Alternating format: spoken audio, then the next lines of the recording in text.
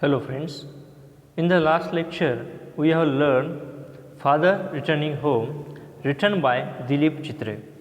Now see, in the present lecture we will see the remaining part of this poem, Brainstorming. See the first question. Discuss with your friend the difficulties faced by the father in the poem. आपल्याला आपल्या मित्रासोबत चर्चा करून वडील ज्या अडचणी त्यांच्या प्रवासादरम्यान किंवा त्यांच्या घरच्या आयुष्यामध्ये फेस करतात याविषयी इथं आपल्याला चर्चा करायची आहे. See the first difficulty, he is old to earn bread for his family. The father in the poem is old, but still he is trying to earn bread for his family. या कवितेमध्ये जे वडील आहेत ते वयाने वृद्ध असून देखील आपल्या घराच्या भाकरीसाठी, उदरनिर्वाहासाठी ते काम करतात. See next, he has to travel in crowded train but in home lives in isolation. त्यांना नोकरीसाठी, प्रवासासाठी गर्दीच्या रेल्वेमध्ये प्रवास करावा लागतो, परंतु ज्यावेळेस ते घरी येतात त्यावेळेस ते एकांतवासात राहतात. म्हणजे प्रवास करताना ते गर्दीत तिथेही ते एकटे असतात आणि घरी आल्यानंतर कुटुंबाच्या सदस्यांसोबत देखील ते स्वतःहून एकटे राहतात. ही सुद्धा त्यांच्यामध्ये असलेली एक उणीव, त्यांच्या आयुष्यात असलेली उणीव आपण इथं पाहू शकतो. See the next, he has to face rough monsoon weather. त्यांना प्रवासादरम्यान रफ मान्सून म्हणजे जो पाऊस आहे, जो बदलणारा ऋतू आहे, मग हिवाळा असेल, कधी उन्हाळा असेल, आणि विशेषतः मान्सून सीझनमध्ये पावसाच्या काळामध्ये त्यांना वेगवेगळ्या अडचणींना सामोरे जावं लागतं. Specially many times his clothes get soggy and raincoat muddy. बऱ्याच वेळेला त्यांचा जो रेनकोट आहे तो चिखलामध्ये भरलेला असतो आणि त्यांचे कपडे देखील ओले झालेले असतात. ह्या देखील डिफिकल्टीज ते आपल्या दररोजच्या प्रवासामध्ये ते फेस करतात. So the next, he is not welcome at home and get neglected by children. After returning home, घरी परतल्याच्या नंतर he is not welcome by his family member. ज्यावेळेस ते घरी येतात कामावरून तेव्हा त्यांच्या कुटुंबाच्या सदस्यांकडून त्यांचा जो स्वागत आहे किंवा आदरातिथ्य आहे ते त्यांचं केलं जात नाही. And get neglected by his children.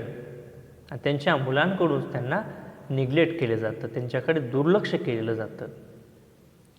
C the next, he does not get fresh food and drinks weak T.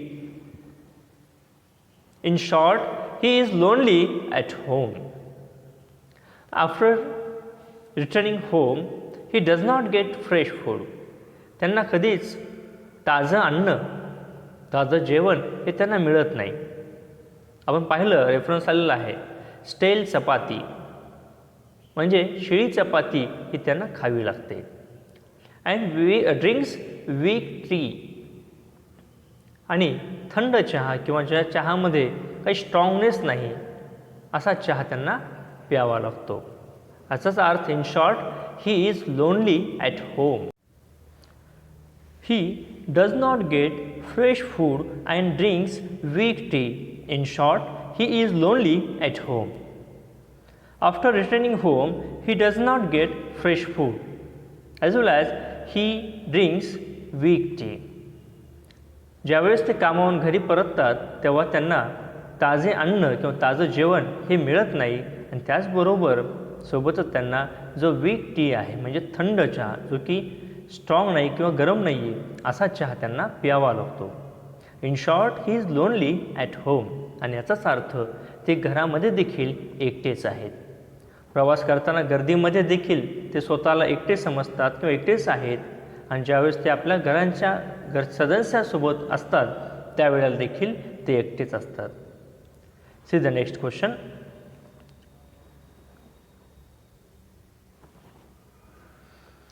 Discuss the character sketch of the father with the help of given points. आपल्याला इथं जे picturisation केलेलं आहे, so जे sketch, the character sketch of father, हे आपल्याला इथं prepare करायचं.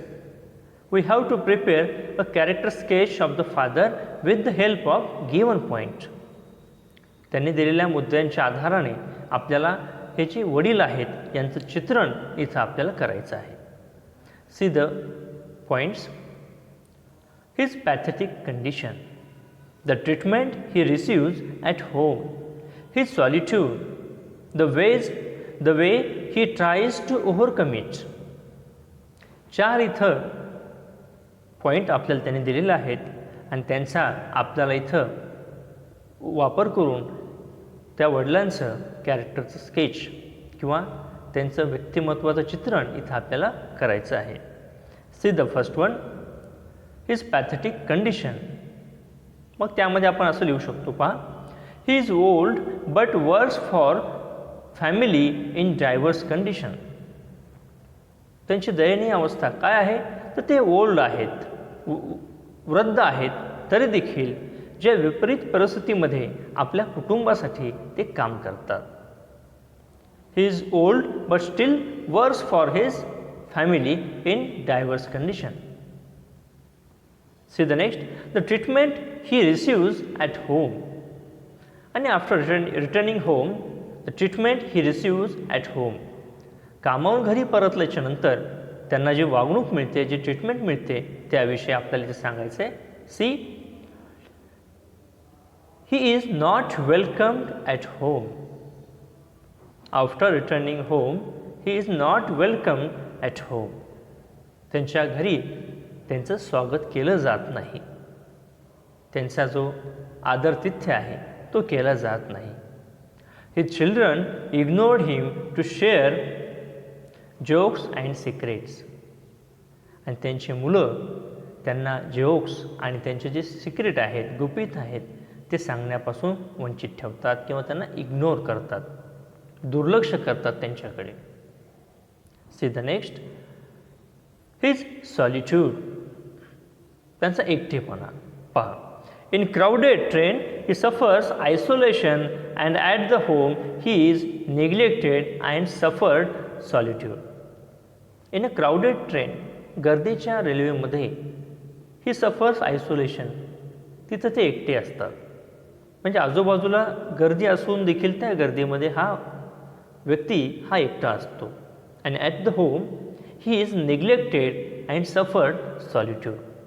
आणि मग घरी परतल्याच्या नंतर तिथे देखील त्याचे जे फॅमिली मेंबर्स आहेत, त्याचे विशेषतः त्याचे चिल्ड्रन, हे त्याला निग्लेक्ट करतात, इग्नोर करतात. आणि त्यामुळे ही सफर्ड सॉलिट्यूड, त्याला एकटेपणा हा सहन करावा लागतो. त्याच्यावर एकटेपणा हा लादलेला आहे, imposed solitude. See the next, the ways he tries to overcome it. आणि मग हे प्रॉब्लेम्स असताना, या डिफिकल्टीज याच्यासमोर असताना, how he tries to overcome it. आणि मग याच्यावर तो कसं मात करायचा प्रयत्न करतो ते आपल्याला पाहायचं आहे. See, he tries to overcome loneliness by listening the radio. आणि ह्या एकटेपणावरती मात करण्यासाठी किंवा एकटेपणा हा घालवण्यासाठी तो रेडिओ ऐकण्याचा प्रयत्न करतो. See, he goes to sleep dreaming about his ancestor and grandchildren. आणि झोपताना तो स्वप्न पाहतो आपल्या पूर्वजांचं, त्याचबरोबर आपल्या नातवांचं भविष्य तो आपल्या स्वप्नात पाहतो. आणि ह्या गोड आठवणीमध्ये, या आठवणींच्या साह्याने तो आपला एकटेपणा हा कमी करण्याचा प्रयत्न करतो.